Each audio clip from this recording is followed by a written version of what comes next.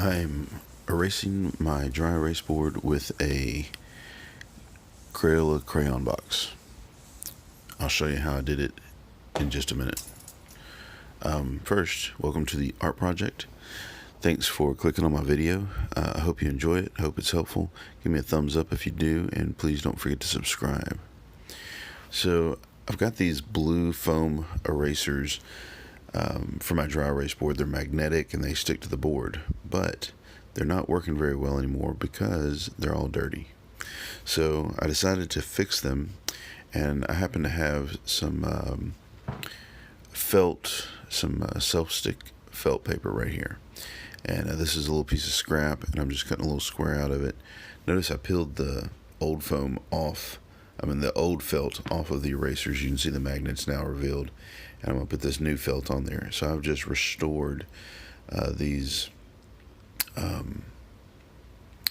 erasers, these dry erase erasers, with some new felt. I accidentally cut through two pieces of that felt stick paper. Didn't mean to do that. Anyway, put these on there, and now they work like a charm. They're magnetic, and they stick to the dry erase board. So because they're magnetic, they stick to the dry erase board. So I decided I was going to make my own. So I got an old Crayola crayon box. I'm an art teacher. I got those laying around, kind of. I have some magnets that I bought on Amazon that are really, really strong.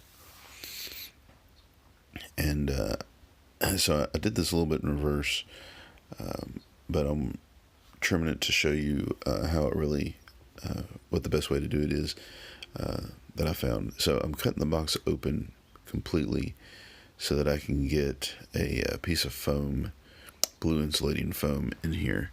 I'd already tried this once, which is why there's some magnets in here, and the felt on the other side, but didn't work out entirely. So I cut the box open, traced the foam, cut the piece of foam out. This is about 3/4 inches thick foam, and then trimmed it a little bit to fit in the box. Trimmed the corners off so that the magnets would fit in the corners.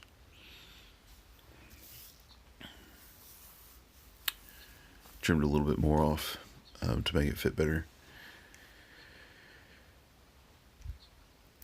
Poked 5 holes in it for 5 magnets, plus 4 magnets in each in the corners. Pressed the magnets down so that they were level with the surface of the box. Put them face down to the felt side.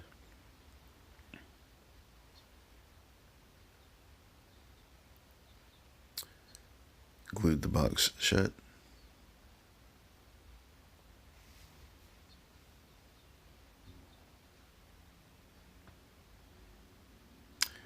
Then I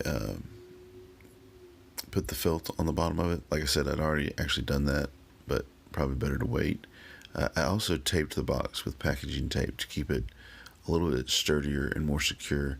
This might not have been necessary since I put the foam in it, but it helped keep it solid and straight.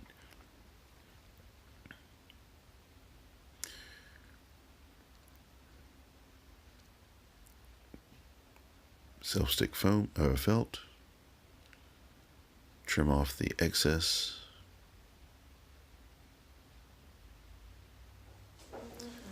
And then it sticks to the board. You can erase with it, and that's it.